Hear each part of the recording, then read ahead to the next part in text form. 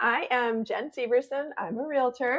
And I'm Kevin Severson. I'm a life coach. We are doing this to change the narrative that divorce or transitions don't have to be negative or hard. We want positive stuff to be put out there. Exactly. And one thing that surprised me in going through a divorce was how uncomfortable people can get when divorced couples get along. Yeah, I think it almost catches people off guard. Like, really, you guys get along? Yeah, there's this expectation, spoken or unspoken, that if a marriage ends, there has to be tension or sides. Yep. Or distance, like you can't be in the same room, or it's awkward that you're in the same room and getting along. Yeah, exactly. And when that narrative doesn't show up, it confuses people. Right. They're like, what's going on? They don't quite trust it or quite believe it either. So I think culturally, we're more familiar with conflict than we are with maturity or respect. Yep, exactly. I agree with that 100%. And that's good, but conflict is loud, right? That's what's easy. It's dramatic. It's easy to understand, this person versus this person. Yep. Yes. Peace, it's quieter and it doesn't give people a villain. It's not as exciting. Yeah, exactly. Anger gives people something to rally around, right? Respect doesn't. Right. Yeah, then that's kind of anticlimactic almost, I guess. And sometimes when you choose respect, people assume you are minimizing what happened. Yeah, like exactly, right? Like, why aren't you still together? If you get along, why aren't you still together? So, but respect doesn't mean denial. It doesn't mean there wasn't pain in the situation, or isn't. Not at all. It just means that you chose not to weaponize it and use it against somebody else. Right. And that's important, right? That's very important if you want to get along, not to weaponize and use, things against people, because there's a difference between processing something and performing it. Yeah, I agree with that a lot. Not everything needs to be broadcasted. Not every emotion needs to be expressed publicly. A lot of it's just nobody's business. Right. And I also think there's an underlying belief that if you're fine, then the relationship must not have mattered to you, right? Yep, I would agree with that. And it's just a common assumption. But growth and grief, they can coexist. They can happen at the same time. You can honor what was. It was a chapter of your life. And you give grace and thanks to that. And you can still move forward peacefully. Yeah, and getting along doesn't mean pretending everything was perfect. It means you're prioritizing what matters now. Yeah, I would agree. You can't change the past. And especially when there's kids involved, that stuff does really matter. What you're prioritizing, the here and the now, and how you want to move forward. Right, exactly. And at some point, you have to ask, what serves them best? Ongoing tension or emotional steadiness? Ooh, I know which one I'm going to pick. Emotional steadiness. But that steadiness, it doesn't happen accidentally. It takes regulation. It takes intention. It takes work, is honestly what it is. Yeah, and it takes, choosing not to escalate things, with your partner, your ex-partner. Oh, for sure.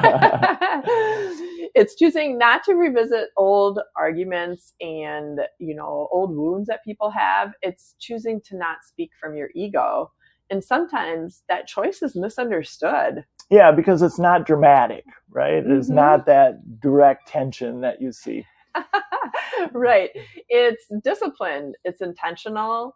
It's the outcome that you're working towards, which is a lot of what we've worked on. Yeah, exactly. And I think another part of the stigma is projection. When people see something handled peacefully, it can challenge how they handle their own situation. Oh, for sure. They're like, wait a minute. I only know how to handle that situation in arguing or in a loud way. So if you're seeing it a different way, you're like, wait a minute, what's going on? And that's a real thing. If someone went through a high conflict divorce, seeing a different dynamic might bring up these feelings like, wait a minute, that's not the way mine is. Is this an option? Opening your mind is pretty crazy to another way. That's great. Yeah, and that's understandable. Everyone moves through things differently. Yeah, but the maturity, it isn't about the comparison. It's about the alignment.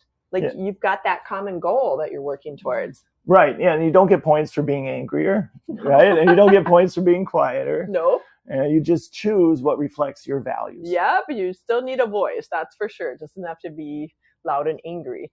But for us, one of those values that we did was respect, not because we have to, but because it feels aligned with what we were doing. We wanted to speak with respect about each other and to each other. Yeah, and that didn't happen necessarily right away, but we've worked on that.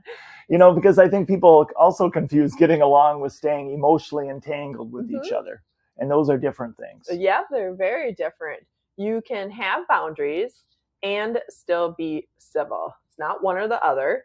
And you can move forward and still be cooperative. You can be happy for each other, for sure. Yeah, and cooperation, isn't weakness, it's clarity. Yep, and clarity, what did we say, is one of our superpowers now? Mm-hmm. It says, we're not in the same relationship that we were before, but we're still connected in important ways. Especially as parents. Oh my gosh. And that's usually the biggest deal, is because you're parents. When kids feel that tension, or they do feel the tension, even when you're not wanting them to, or think that they're not watching you or feeling you, they can feel it. And they're always watching. Yeah, and they may not understand all the details, but they understand tone. Mm-hmm. They understand energy. They understand the feeling inside them when they're hearing something or watching something. So choosing to get along isn't about image, it's about environment. And we're trying to create the most healthiest environment in something that is extremely difficult. Yeah, and environment shapes emotional safety. It really does. It's that stability that can help people in a hard situation. And another thing that I've noticed is that people sometimes want a clean narrative. They want the good person, the bad person, the right choice, the wrong choice. Right. But life isn't binary like that. It's not A or B.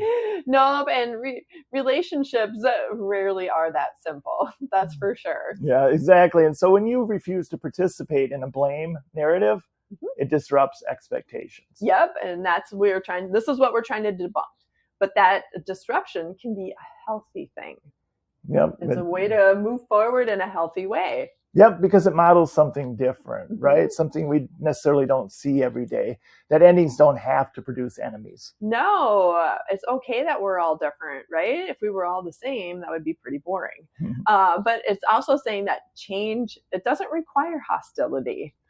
Yeah, and that emotional maturity is possible, right? Even when something doesn't work out between two people. Right. You both can be the same, emotional maturity and something not working out.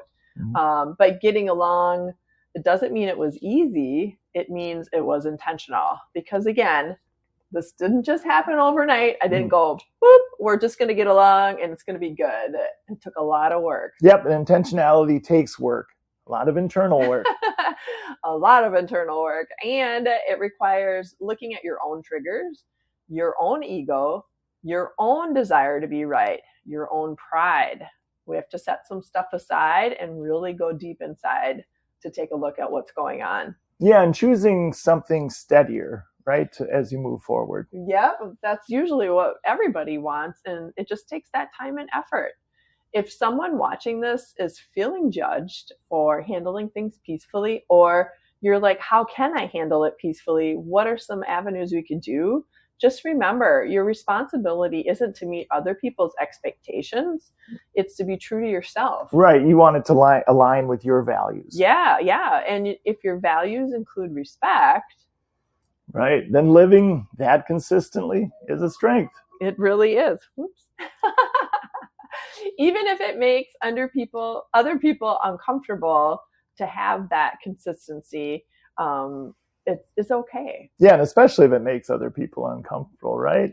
If it aligns with you and it's working and moving in a positive direction, that's something you want to keep exploring. Yeah, basically, we don't care what the other people think. You are in your alignment with your spouse, your ex-spouse, and where you're going. So that's a wrap on today's episode of The In-Between, and we really hope that you enjoyed watching this. It's very dear to our hearts. Yeah, so if this conversation resonated, don't just close the tab and move on. Sit with it, reflect on it, share it with someone who needs to hear it. Yeah. And if you have any comments, questions, anything that you're want to ask us, let us know. Like, we'd love to hear from you. Like I said, it's dear to our heart.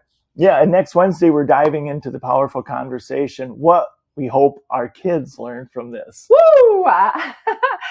Not the details, not the timeline, but how we handled it, that hard things don't require hostility, that emotions don't have to control you, that change doesn't mean chaos. And that integrity matters, especially when it's difficult. Mm-hmm. If they learn that, that's enough. Mm-hmm. And we'll explore that next time. Yep. We hope to see you next time. Subscribe, stay connected, and we'll see you in the next episode. Mm-hmm. Bye.